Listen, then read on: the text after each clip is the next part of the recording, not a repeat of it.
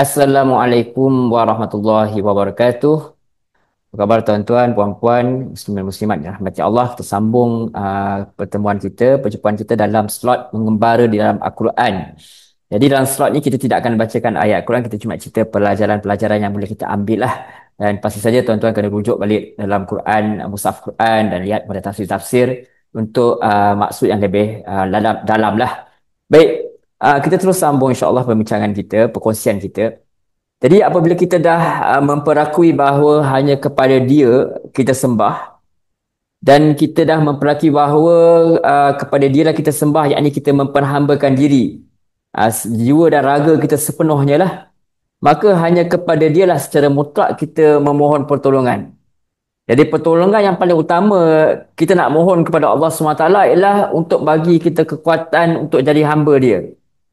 Apabila kita dah mengaku kita hendak memperhambakan diri kepada Allah, tentu saja kita perlu kekuatan daripada Dia. Mana mungkin tuan-tuan, puan-puan, muslimin, muslimat, sahabat-sahabat dirahmati Allah, mana mungkin kita nak menuruti perintahnya tanpa bimbingan dan kekuatan daripada Dia. Mana mungkin kita nak menjauhi larangan Dia tanpa pertolongan daripada Dia. Makanya kita buat ikrar, aku janji hanya kepadamu aku memperhambakan diri dan hanya kepadamu aku memohon pertolongan. Dan tentu saja termasuk pertolongan yang kita perlukan ialah selain daripada kita memerlukan kepada untuk kita beribadah, kita juga perlu untuk macam mana kita nak berjalan di muka bumi ni. Macam mana kita nak bekerja di muka bumi ni, apa halal, apa yang haram. Semua kita perlukan petunjuk daripada Allah SWT. So apa, kita ni ibarat pengembara yang asing. Kita ni datang ke muka bumi ni, kita tak tahu apa yang baik dan buruk. Maka kita perlukan bantuan kepada yang maha mengetahui segala-galanya. Maka kita diberi petunjuk apa yang nak minta kepada Allah SWT. Setelah kita berikrar, kita akan jadi hamba Dia tanpa syarat. Kita ikrar bahawa kita hanya akan mohon mutlak pertolongan kepada Dia. Maka tibalah masa, maksudnya layaklah kita untuk mohon kepada Allah SWT. Kita berdoa kepada Dia satu permintaan yang sangat besar, yang lebih besar daripada seisi dunia, yang kita dituntut minta sekurang-kurangnya 17 kali dalam solat fardu kita 5 kali sehari semalam tu. Jadi apa permintaan yang paling utama? Kalau tak lain tak bukan apa tu, hidayah. Hidayah itu boleh kita umpamakan sebagai hadiah lah daripada Allah SWT. Dan dia itu adalah satu hadiah yang sangat bernilai dan dia tak ternilai harga dia lah. Siapa yang mendapat petunjuk hidayah, maka selamatlah diri dia. Dia bukan jaminan selamat fizikal, tapi selamatnya akidah yang akhirnya akan membawa kebaikan yang hakiki kelak di akhirat.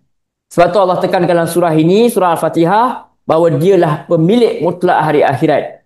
Sebab di dunia ni, nak tak nak ada sikit-sikit kita kena minta-minta juga kepada manusia ni. Minta kepada raja, minta kepada pemerintah, minta kepada bos. Jadi di akhirat kelak tiada siapa lagi dibenarkan berkuasa lagi melainkan Allah SWT. Jadi diingatkan kita tentang siapa pemilik sebenar tempat yang kekal abadi, sebab kita tak nampak. Maka kita perlukan wahyu untuk diperingatkan. Kalau tak, kita cuma nampak apa yang dalam capaian kita saja je. Begitulah rahmat Allah SWT. Dia datangkan Al-Quran ini sebagai sumber utama untuk kita dapat hidayah daripada Dia. Jadi kita diajar minta petunjuk ke jalan yang lurus, bukan jalan yang bengkak-bengkok. Kita mahu menyembah, yakni memperhambakan diri dengan Tuhan yang sebenarnya, bukan Tuhan palsu yang dicipta tangan manusia sendiri. Kalau di dunia ni kita nak pergi mana pun ramai yang kena guna Waze. Kena guna Waze tu. Jadi sekarang ni kita nak menuju ke syurga, kita perlukan GPS, kita perlukan Waze supaya sampai tepat ke destinasi yang kita tuju. Maka kita perlukan petunjuk daripada Dia. Kita perlukan petunjuk ke jalan yang betul. Kita perlu petunjuk itu. Maka alhamdulillah, Waze kita tak lain tak bukan adalah Al-Quran dan sunnah Nabi SAW. Inilah yang akan pimpin tangan kita nanti untuk menuju ke syurga. Maksudnya kita perlukan personal coaching daripada Sang Pencipta itu sendiri. Sama sekarang semua nak coaching kan. Jadi kita perlukan coaching yang paling utama ialah dengan izin ialah Sang Pencipta kita sendiri, Allah SWT. Dia yang cipta kita. Dia yang maha mengetahui apa yang kita perlukan dan apa yang kita tak perlukan. Jadi maka dalam surah ini Allah SWT perjelaskan lagi bahawa jalan yang lurus itu adalah jalan yang Allah SWT redha. Jadi apakah jalan itu? Jalan itu adalah jalan para Nabi dan para Rasul.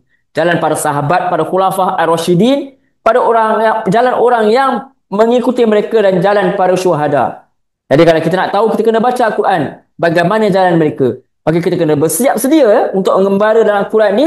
Sebab sekarang kita sedang mengembara dalam surah Al-Fatihah. Sudah banyak pun sebenarnya mutiara yang kita ambil.